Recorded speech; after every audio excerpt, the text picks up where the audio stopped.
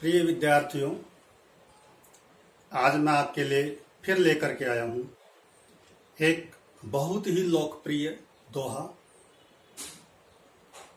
कनक कनक ते सौ गुनी, मादकता अधिकाय।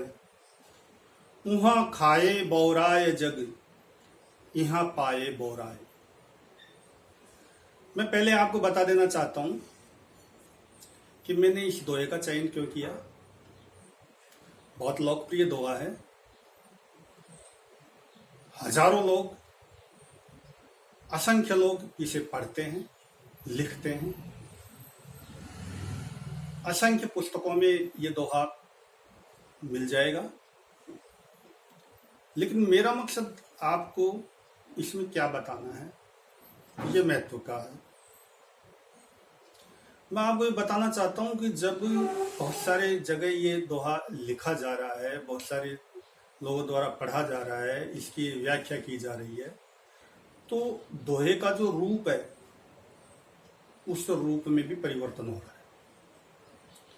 और कभी कभी वो रूप का परिवर्तन इस प्रकार से हो जाता है कि अगर गहराई से उसका अर्थ लगाएं, गहराई से उसकी व्याख्या करें तो अर्थ का अनर्थ हो जाता है।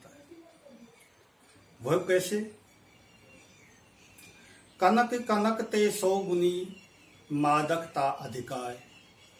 यहां तक कोई दिक्कत नहीं, लेकिन इसके बाद का जो चरण है, जो उत्तरार्ध है इसका, उसमें परिवर्तन क्या हो जाता है। यहाँ खाए बौराय जग, वहां पाए बौराय।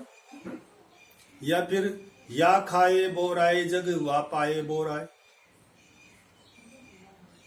इस तरह के रूप हो जाने से अर्थ अनर्थ में बदल जाता है। सही रूप क्या है ये मैं आपको बता रहा हूं। उहाँ खाए बौराए जग, यहाँ पाए बौराए। ऐसा क्यों? तो फिर हम दोहे के पूर्वार्ध पर ध्यान देंगे। कनक कनक ते सौ गुनी, मादकता अधिकाय। तो देखिए, कनक शब्द दो बार आया इसमें। कनक कनक ते, ते मतलब से। कनक कनक से सौ गुनी मादकता अधिकाय। कनक कनक से सौ गुनी अधिक मादकता लिए हुए होता है। ये इसका अर्थ हो गया। कनक कनक से सौ गुनी मादकता अधिक लिए हुए होता है। तो पहला कनक क्या है, दूसरा कनक क्या है? दो बार कनक है। यह निश्चित है कि पहले कनक का जो अर्थ है वो अर्थ है सोना, और जो दूसरे नंबर पर कनक आ रहा है उसका मतलब है धतूरा। ऐसा नहीं है कि हम पहले वाले कनक का कर दे धतूरा और दूसरे का कर दे सोना।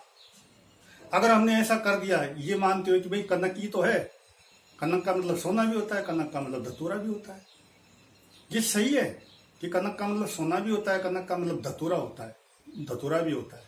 लेकिन यहां दोहे के पूर्वार्ध में जब ये शब्द का प्रयोग हो रहा है, दो बार कनक का, तो पहले कनक का क्या अर्थ होगा, दूसरे वाले कनक का क्या अर्थ होगा, ये भी तय है।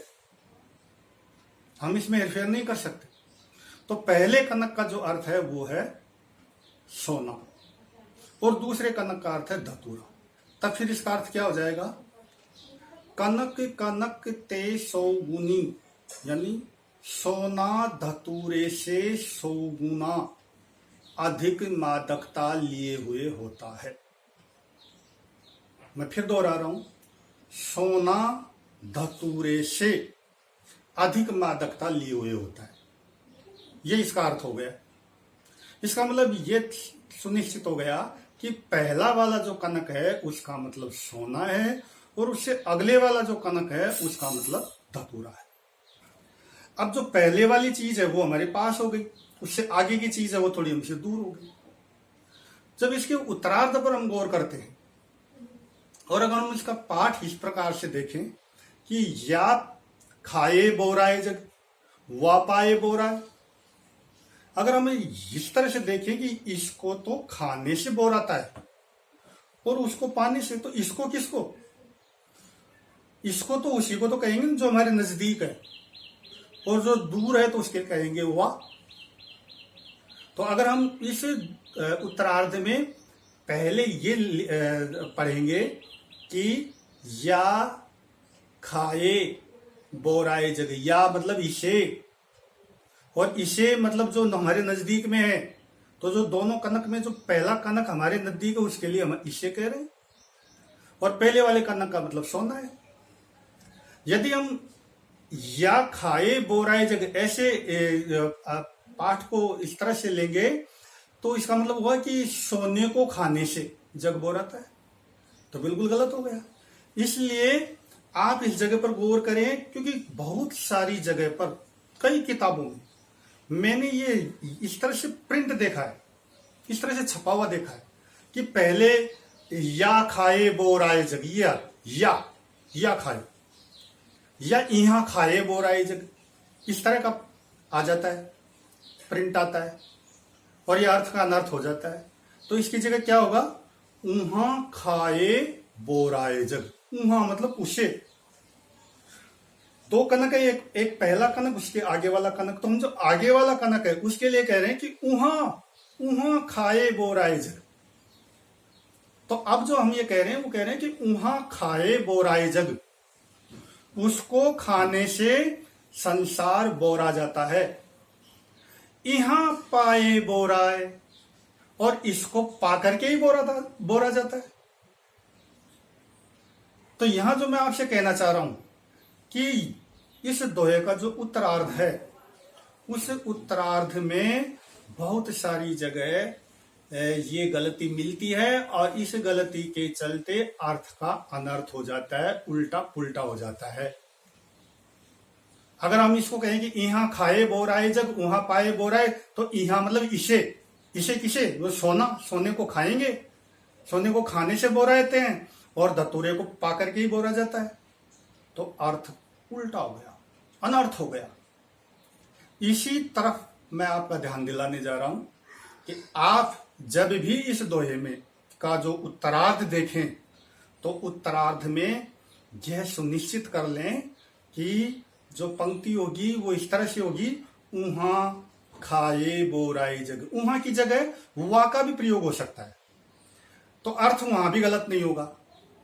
वा खाए बोराए जग, वाह मतलब जो आगे है, आगे वाला कनक, वा खाए बोराए जग, या फिर उहा खाए बोराए जग, या खाए बोराए, या पाए बोराए, यहां पाए बोराए। तो फिर हम सही व्याख्या और सही अर्थ कर पाएंगे। तो मेरा मकसद आपको इस दोहे की इस त्रुटि की तरफ आपका ध्यान दिलाना था। और पढ़ाते पढ़ाते बहुत बार बहुत सारी किताबों को देखते हुए, उन किताबों को पढ़ते हुए इस तरह की गलतियां मैंने इस दोहे में देखी है, जिसकी तरफ आमतौर पर कोई ध्यान नहीं देता है और अर्थ का अनर्थ हो जाता है।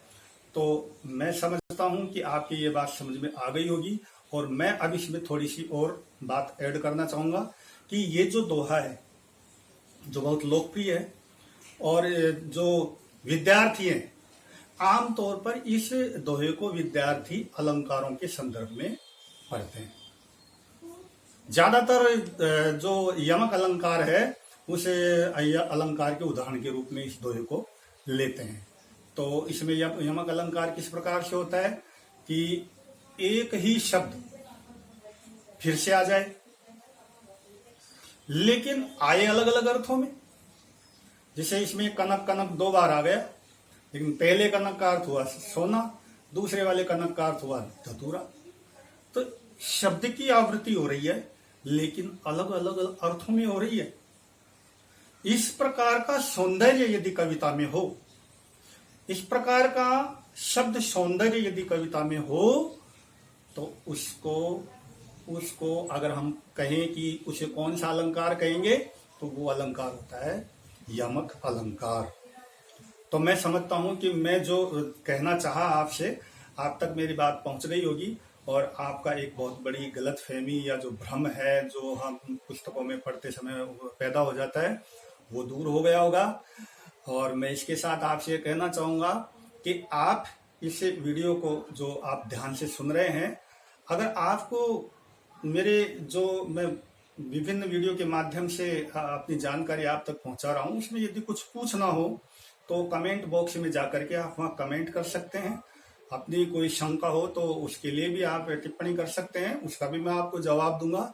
और लाइक और सब्सक्राइब करना भी आप नहीं भूलें। धन्यवाद।